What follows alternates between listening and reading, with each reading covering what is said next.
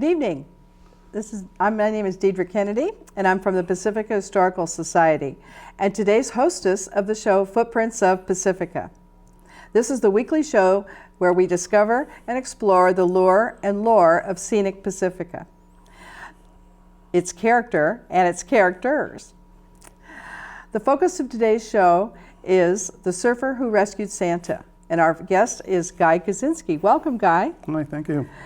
He's going to explain and relive the stories that he has of December 7th, 1964. How did that day start out for you, Guy? Just a regular normal weekend, December 7th, and it was a beautiful day in Pacifica, sunny like in December always here, and there was a nice offshore wind blowing, and we were there for the surf in Shark Park by where the pier is now, which wasn't then, and so me and three other guys, Frank Barada and a couple other guys, we went out, paddled it out to catch some waves. And lo and behold, for some reason we looked up and pointed out to Frank Barada that there was a person in a parachute coming down. And we didn't know. I'm kind of looking for a plane crash or something, you know. Mm-hmm. Otherwise you just don't see people parachuting into the ocean unless it's some kind of training or something. So it was kind of strange. So the wind blew him pretty well out. He was about 100 yards out farther than the Pacifica Pier. So we paddled out after him, and we got up to him, and we sat up on our surfboards, and we looked at him. We thought, God, it's a chick, you know, because we saw this white blondish hair and makeup on and stuff, and we thought it might have been a girl. And you know, what is she doing parachuting? But Santa had a remark. He goes, "No, I'm blanking Santa Claus. Now save me." So I threw him on my surfboard because I've had training as a lifeguard doing this before, and so we helped him. Thank God he had a Mae West on, and that barely kept him afloat. What is a Mae West? Well, it's a floating device you inflate in case you're in trouble in the water. Mm-hmm. Back in those days, they were yellow, bulky, mm-hmm. and I don't know how he did it with all the Santa stuff, his parachute stuff, his survival stuff. You know, he had to weigh over 300 pounds, easy. And he was a young guy. He was 25 years old. Mm-hmm. And so we got to shoot off in his aeronautical pack, which carries the altimeters and things like that. And Frank Barada took that stuff. Him and a couple other guys helped Frank with the parachute. Mm-hmm. And so I took Santa because his boots were filling up with water and he was getting real heavy. So dangerous. He was good over 300 pounds. And back in those days, we had longboards, you know. Mm-hmm. Mine was like 11 foot. And I put them on the front of my surfboard. I've had the training before. Mm-hmm. And we started paddling in. So we got about halfway in, and the Navy helicopter showed up. Whoa. And we're kind of wondering, Navy, why isn't it Coast Guard? But anyway, so the Navy was there. I don't know. How high was it in the air? Well, he was only maybe 500 feet. Oh, he was down low. Yeah, he was down low enough where the rotor wash mm-hmm. was disturbing the water mm-hmm. and made a mess with Frank and them with the parachute. It blew it kind of up and, you know, tangled it and was making a mess. And so I kind of waved him off, and hopefully they saw me, you know, wave off. So he kind of went off, the helicopter went off to the side, so he wasn't making it more difficult for us. So on the way paddling in, we're talking, and he wanted me to teach him how to surf, and I said, okay, well, you got to teach me how to skydive. Okay, fair enough. Nothing ever came about it, but mm-hmm. it was kind of interesting talk. You know, he was kind of in bad shape a little bit, you know, but he was glad to be rescued. And so we paddled it where hopefully the waves weren't going to hit us, you know, because then it would have been a big mess. Yes. And so we kind of paddling in between waves and things. And finally I got him to shore in the pretty good sized shore break that day. Mm-hmm. And what, 4 or 5 feet, do you think? Yeah, it pounded pretty good. Ooh. And the poor firemen, the first responder guys, there was 3 of them, and they had to lock their arms together. Like a human rescue chain. Right. Mm-hmm. And they had them standing out there in that shore break, just getting pounded. But they wanted to grab Santa real quick and hustle him off so the kids wouldn't, see Santa. Right, all bedraggled and half drowned. Yeah, and he was all wet and soaked, and the poor firemen, they were soaked, and they just trompled up the beach the best they could. So Frank and the other guys kind of lost his parachute into the old pilings that were there, and it just got ruined. And so I went back up on the levee, because then it was just a dirt levee road. So my brother was up there, my twin brother, and so I went up there and I put the surfboard in the back of the station wagon, and I grabbed a towel and I start toweling off. And I kind of, look around and everybody's gone. Before when I turned around and paddled them in, there was like 500 people on the beach, kids and firemen and policemen and everybody. And God, in 2 seconds they were gone. Everybody was gone. So I go, well, this is great. Wow, thanks. Oh, yeah. You're welcome. Yeah, okay. So I'm drying off and I feel this little tug on my wetsuit behind me. I'm going, so I turn around and there's this little boy about 4 years old and his mother. And just big eyes and big tears just rolling down his face. Oh. And he thanked me for saving Santa Claus. And he was the only one that ever thanked us. That and gives that me was goosebumps. Yeah, Oh. that was kind of. So we're driving off, and Frank was in. He was driving off. We had different cars and things. And then I guess he was the editor, or he was the photographer then of the Pacifica Tribune. Bill Drake. Okay. Yeah, he came over and said, "Hey, I want to do a story and talk to us and get our names and things like that." So we go, okay. And he goes, well, come on over to the shopping center, Eureka Square Shopping Center. And I think it was Oddstad Realty back then. He says, come over to the Realty and we got coffee and donuts. Oh. Well, the surfer just get out of cold water going, yeah, okay, let's have some. So we went and he goes, oh yeah, by the way, make sure you come in the back door to the Realty. Back door? Okay. So the four of us drove over there and went through the back door, and sure enough, they had coffee and donuts, and then they had that picture with the four of us. It's on the back of probably one of these here. Don't see it. Let me see. Yeah, this one here. Ah. Let's cover the bottom part. Yeah. But this is the crew here. And the gentleman sitting down, of course, was Santa. And then up to our right here was Frank Barada, Roger Allen, myself, and Bill Greeley. And we were the group. Right. And you could see, I don't know if you could see it or not, but because of the shine on the picture, but Right. that was the four of us. And I believe I'm the only one that has that photo. Wonderful. We'd certainly like copies of this for our Pacifica Historical Society archives. We certainly will. Get those from you. My goodness, it was, you're the action heroes of the day. Yeah. Yes. And Well, it was our 15 minutes of fame. yes, it was. And it's been gone and retold many times. Recently, in the last couple of years, Paul Slavin, one of our historians, has done, and if you Google the Santa who fell into the sea, Pacifica, California, this article will come up that was in the San Jose Mercury News. And this is the article that Paul wrote commemorating this amazing adventure and amazing rescue. And I have a few more questions about your surf and rescue experience. And where did you receive your surf and rescue training, Guy? In Southern California. I was a beach lifeguard down there in Oceanside, California. And I trained down there and then became a lifeguard. And that's where I got most of my training. Did you lifeguard here at local pools? Yes, then when we moved up when I was a senior in high school up here, my dad moved up here, and I went to work for San Francisco Park and Recreation Aquatic Division, me and my twin brother.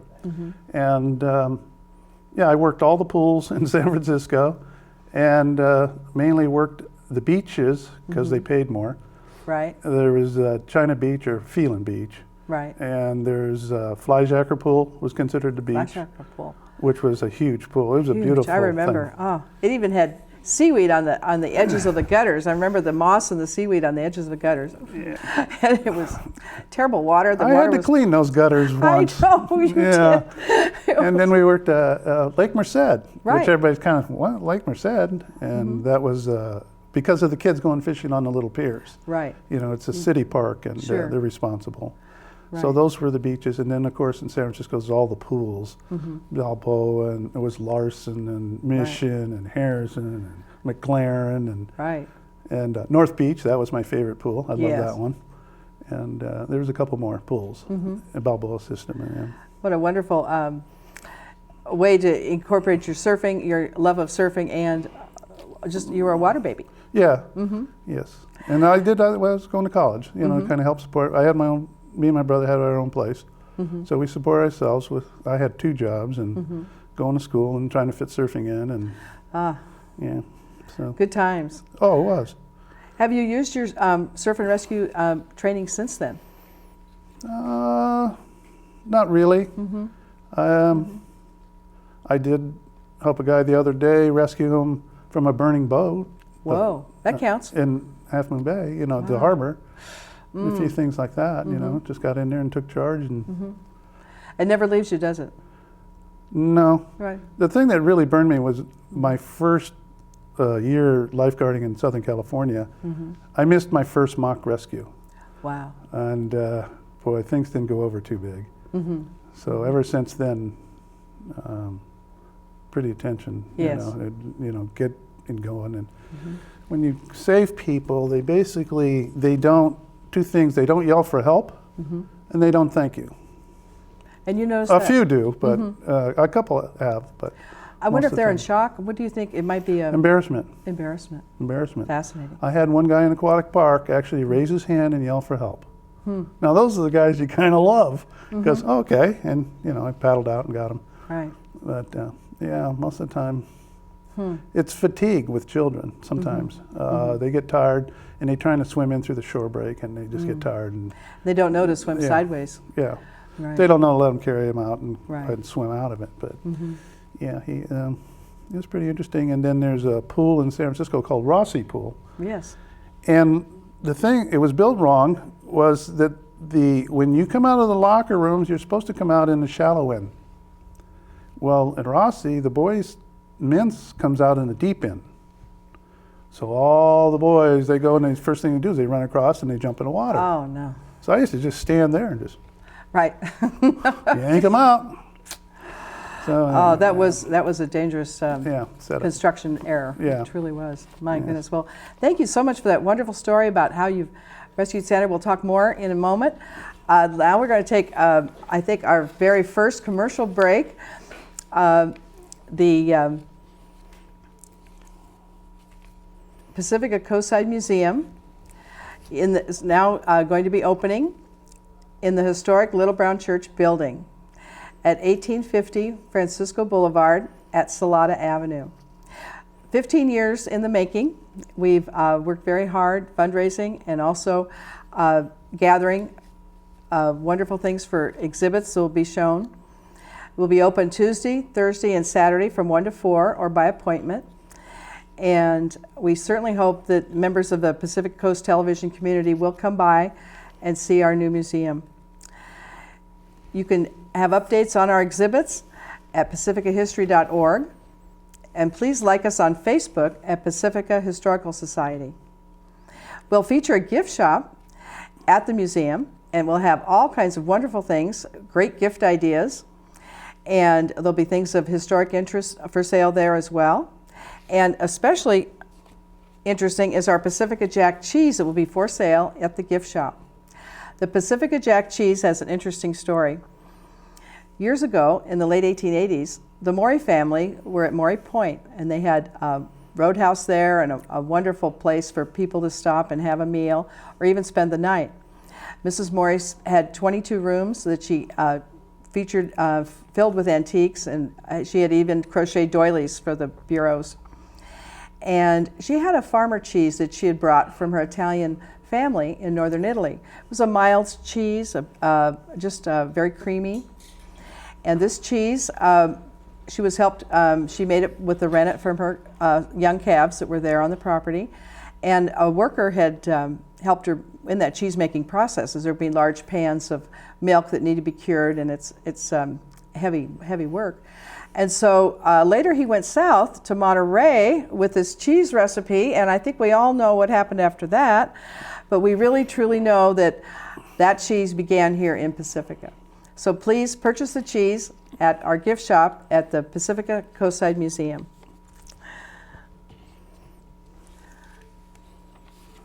Back to Guy. Thank you again. There was a little break there for our commercial. I'd like to talk more about when you were rescuing Santa, and as you were coming into shore, what was the configuration? Did you see fire engines and an ambulance? Oh, and yeah, what was, fire What departments. did it look like? Yeah, because that day it was like a levee dirt road, and when I turned around and we were paddling Santa, and I looked at the beach, and it was just packed.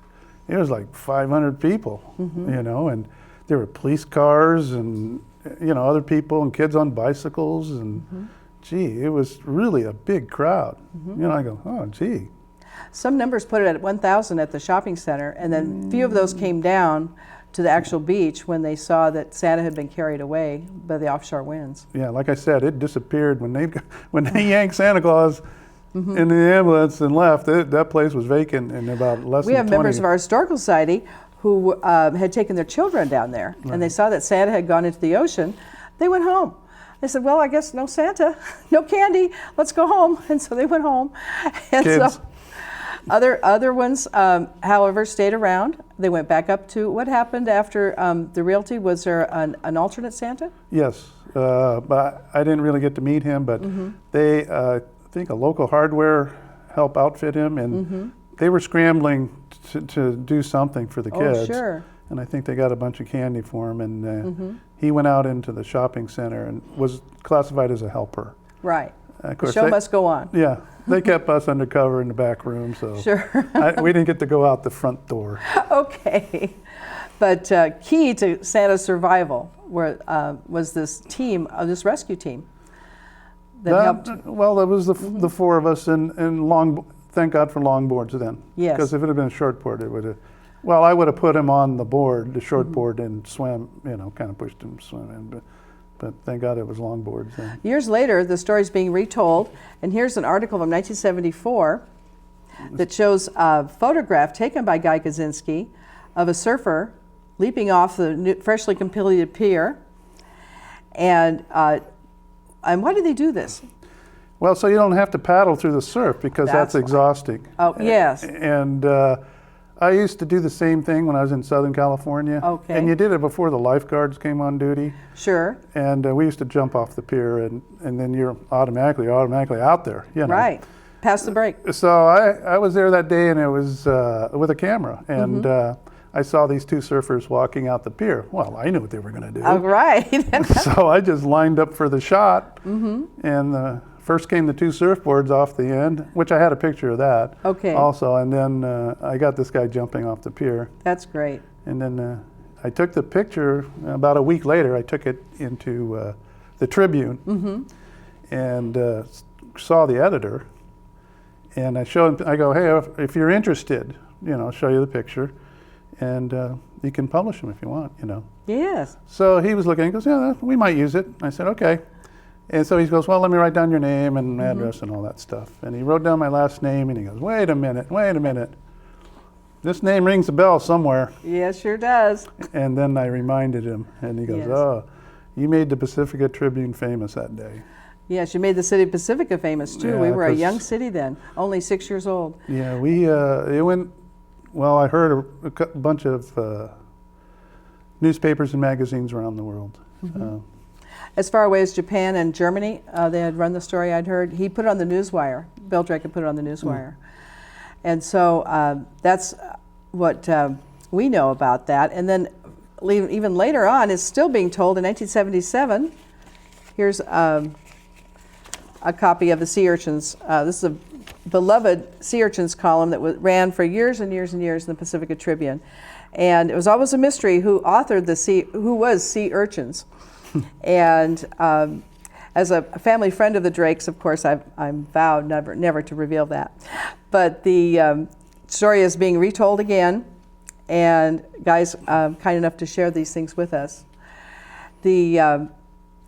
It's truly now in modern times. We tell the story again at the San Mazza Castle. Twice during the year, we have tours of the castle with castle ghosts. And this is how I met Maddie, your sister-in-law. I was dressed up as Santa, the Santa who fell into the sea. And so Maddie says, I know the surfer who rescued him. He's my brother-in-law.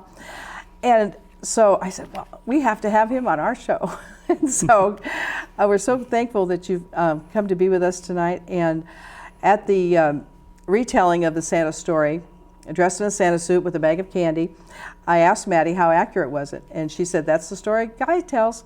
So I was thankful to hear that. And have you ever wondered what might have happened if you hadn't been there that day? Well, hopefully the Navy would have got there in time, and maybe one of the guys would have jumped out and got him. Right. Like I said, thank God he had a Mae West, which helped. The thing probably should have done, forethought, would be getting rid of the boots and the Santa outfit, dumping it because there's so much weight. It was a 100% wool suit. Oh, yeah. And plus he had the beard and the wig. Beard and the wig. Which also held water and also was a great weight pulling him yes. down. And that sack of candy, I wonder if he had let that go. Do you remember? That went to the bottom. Right. There was rumor it was toys. Okay. And rumor was that Dickie Keating, a famous surfer at Pedro yes. Point, was going to go dive for the toys. Okay, he But, would. but yeah, it sounds like Dickie, but I don't know. I was just out there yesterday fishing, and it's at least 70 to 90 feet of water. Okay. So that would have been a tough dive. It would. It would. So if there was toys, they're still there. Yes. That's great. That's something to consider. Yeah. Deep, So cold the- water. I had read of a couple of other Santa incidents of Santa stunts that other communities have tried that did not turn out so well. Oh, Right. This is the only one from jumping from a helicopter. They had painted a large circle at Eureka Square Shopping Center for his target. And he had every intention of hitting the target, except the offshore winds took him. he jumped out of a plane. It was a plane, not a His helicopter. was, yeah, right. Okay, thank you. Yeah, his was a plane, and Right. what happened is when they threw the flares and the streamers, they had dropped down and then burn out or whatever before they hit the offshore wind. Okay. So the people in Shark Park know that it's like a bowl, Ah, yes. and that wind congregates and it goes right there and by the pier, and it just really howls. It kind of amplifies. So everything was burned out. So he thought, hey, straight shot. So straight shot he went, and then when his chute opened, he was just hauling west. Right, and he was backwards probably. I- He's facing east. Who knows? yeah. It was, my goodness, what a surprise. Terrible surprise. Goodness. Yeah, I don't know. I wish I could have talked to him. I haven't seen him since, so I don't know.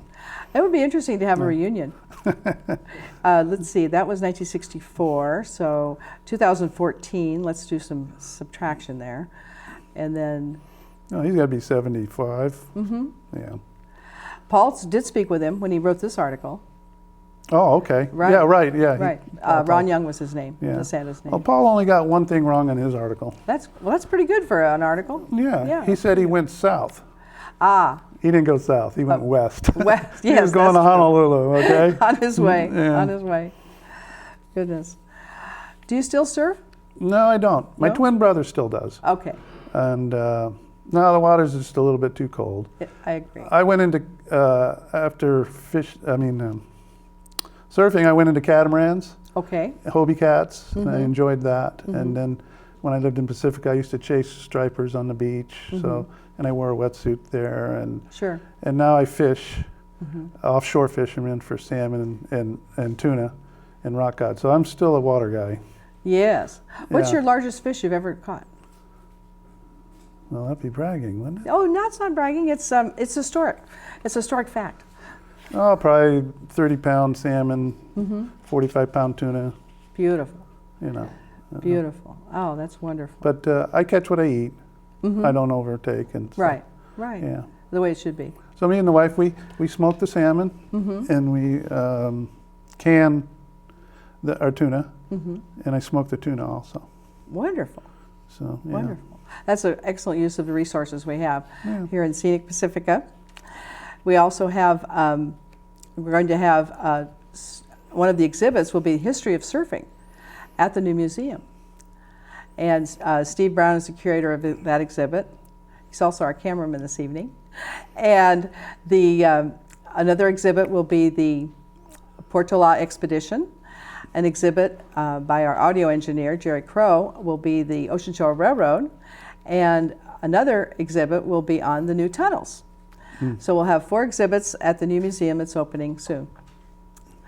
And Guy, I want to thank you so much for joining us this evening and telling us your story and your part of this historic event. It will be retold on through the years, and it's so great to have you, you were there, and you're giving us the facts of the way things were, and that's so important. It's a good Christmas story. It's a great Christmas story. It has a wonderful ending, and it's I've never heard of any other story like it. It's just a really unique piece of Pacifica history. Yeah, it was fun.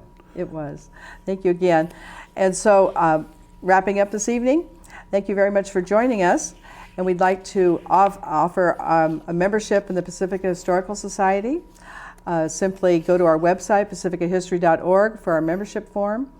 You can also reach us at 650-359-5462. Also, our Facebook page, which is Pacifica Historical Society. And we'd like to close with a quote from Longfellow that was brought to us by Frank Winston. Lives of the great all remind us we can make our lives sublime, and departing, leave behind us footprints in the sands of time. Thank you, Guy. That was Thank well you. done.